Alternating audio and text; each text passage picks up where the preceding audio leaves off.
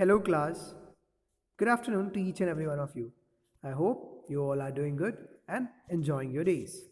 So, this is Jason with you, and today we are back with another lesson from SST History. So, class 8, this is our lesson number 4, and the name of the lesson is Tribals, Decos, and the Vision of a Golden Age. So, let's get started. Let's see what is in the chapter.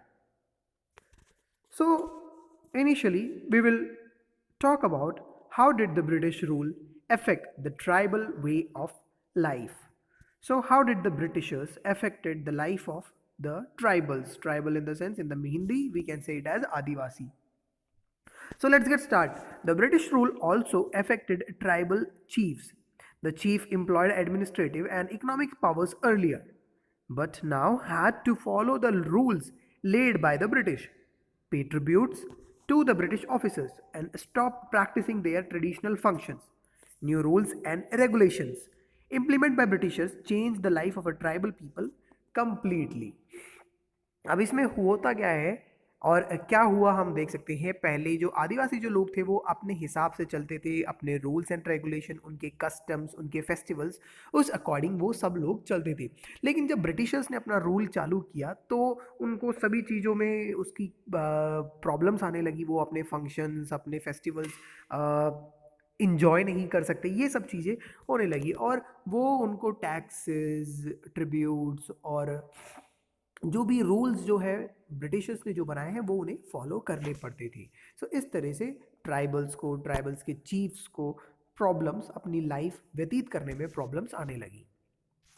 What were the tribal ways of life? किस तरह से tribals रहते थे?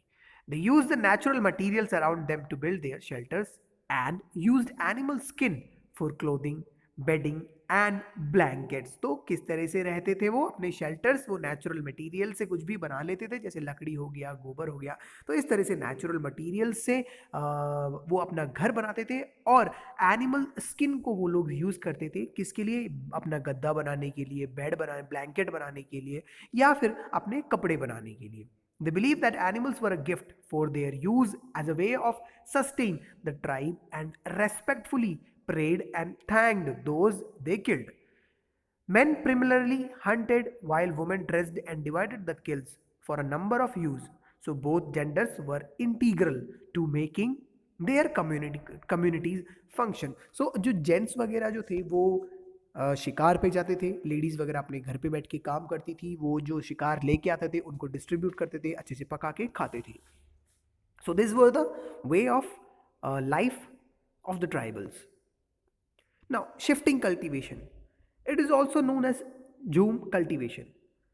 Jhum cultivation is still being practiced in India in the hilly regions of not just North India but also the hills of other states like Karnataka, Andhra Pradesh, Himachal Pradesh, Orissa, Tamil Nadu, and Kerala. So here this is the image of the Jhum cultivation.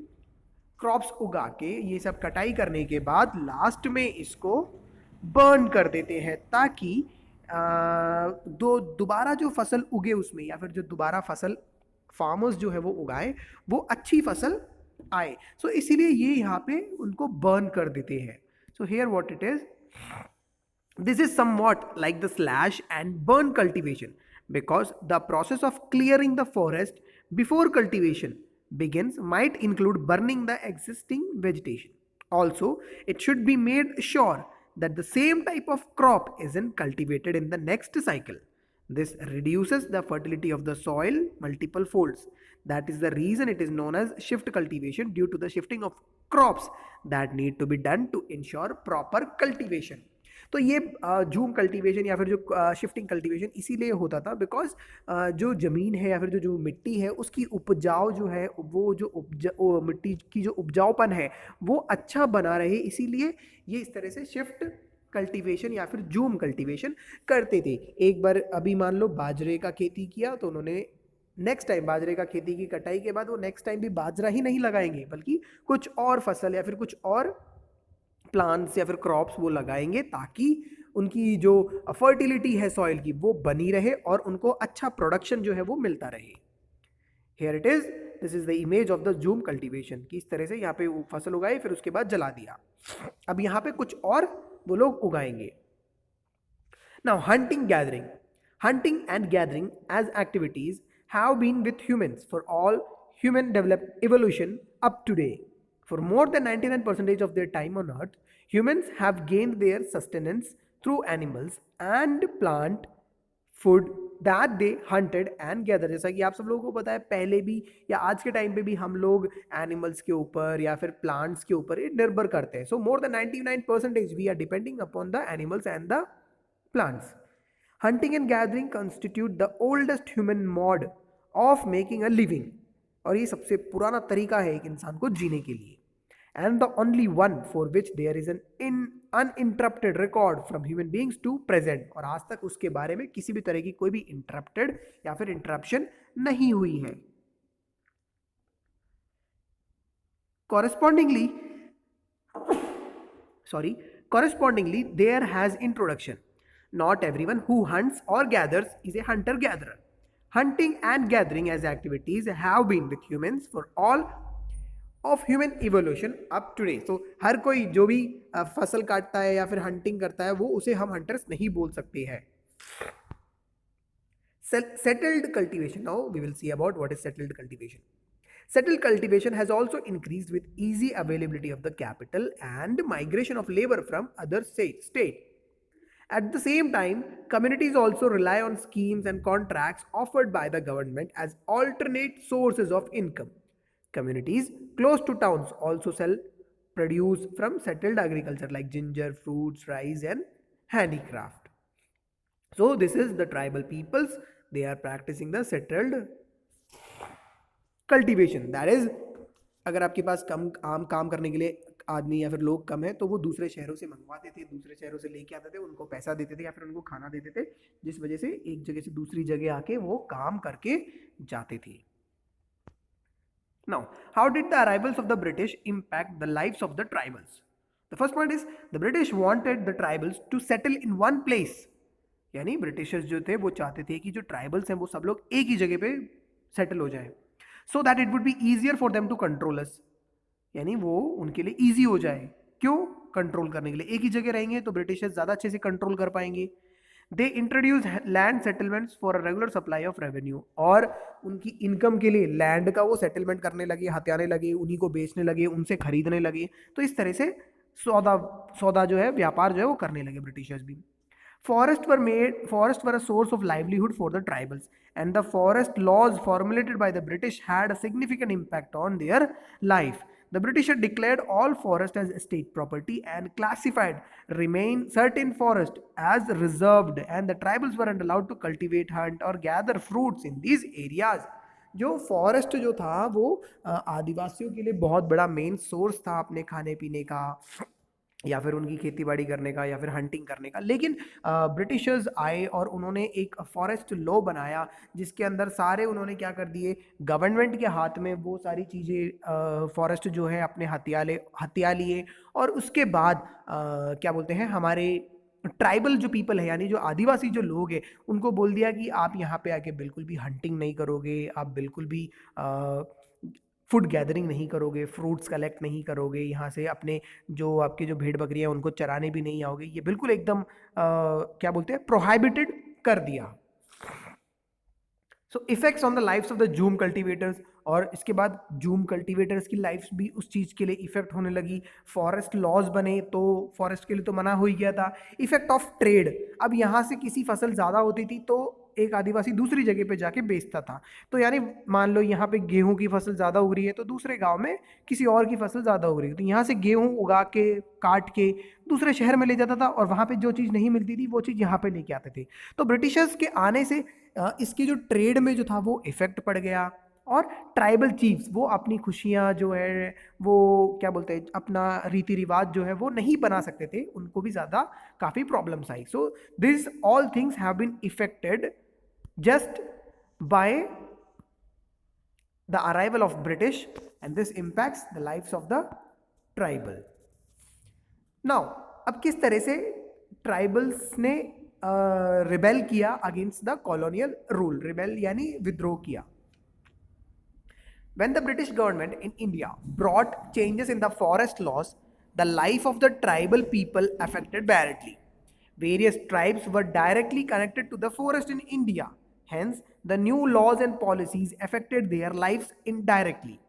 In order to develop railways to control the tribal group easily, the British government took control of the forest and declared those forests as reserved forest as they for they produced timber. अब क्या हुआ? जो बहुत से tribals people ऐसे थे जिनको forest के द्वारा ही बहुत ज़्यादा अपना क्या बोल सकते हैं गुजारा करते थे वो लोग, और ब्रिटिशर्स के फॉरेस्ट लॉ लेके आने की वजह से उनके जो काफ़ी ज़्यादा चीज़ों में प्रॉब्लम्स आने लगी, और इन्होंने रेलवेज लाइन डालनी थी ब्रिटिशर्स को और बहुत सारी चीज़ें लाइन पे करनी थी, इसीलिए फॉरेस्ट के बीच में से काट के बहुत सारी लाइनें रेलवे की जो लाइनें हैं वो बनाई हैं। तो ये सब क्लियर करना था, इसीलिए भी जो ब्रिटिशर्स हैं उन्होंने फॉरेस्ट को अपने हाथों में लिया था या फिर अपने अपने आप हड़प लिया था, और इसी वजह से जो लोग हैं फॉरेस्ट के या फिर जो लोग हैं ट्राइबल्स के वो बहुत ज़्यादा इफेक्ट होने लगे थे। Therefore, tribal people who lived in those forests were forced to leave the forest. They were banned to enter the reserved forest. और इसीलिए जो भी वहाँ के जो लोग थे उनको बैन कर दिया कि बिल्कुल ही ये बोल दिया कि आप लोग यहाँ पे आके नहीं रहेंगे, आप लोगों की ज़मीन नहीं है, ये हमारी ज़मीन है, आप लोग यहाँ से चले जाइए करके इस तरह से बोल के जो भी फॉरेस्ट जो ब्रिटिशर्स के अंडर में थे उन्होंने उनको हड़प लिया और ट्राइबल्स को बाहर भगा दिया। As a result of these action of the government, the cultivators and the tribal people had to move to other regions in the search of shelter and occupation. और गवर्नमेंट की इस गंदी हरकत की वजह से जो काफ़ी कल्टिवेटर्स हैं या फिर जो ट्राइबल्स हैं उनको अपने गांव या फिर अपना जो जंगल है वो छोड़ के दूसरे जंगल में अपने रहने पीने की जगह के लिए तलाश में निकल गए। And this, the impact of the policy can be seen in the various tribal uprising in India such as Kol uprising, the Mapila uprising, etc. और इसी वजह से ट्राइबल्स ने जो है अपना विद्रोह करना चालू कर दिया था।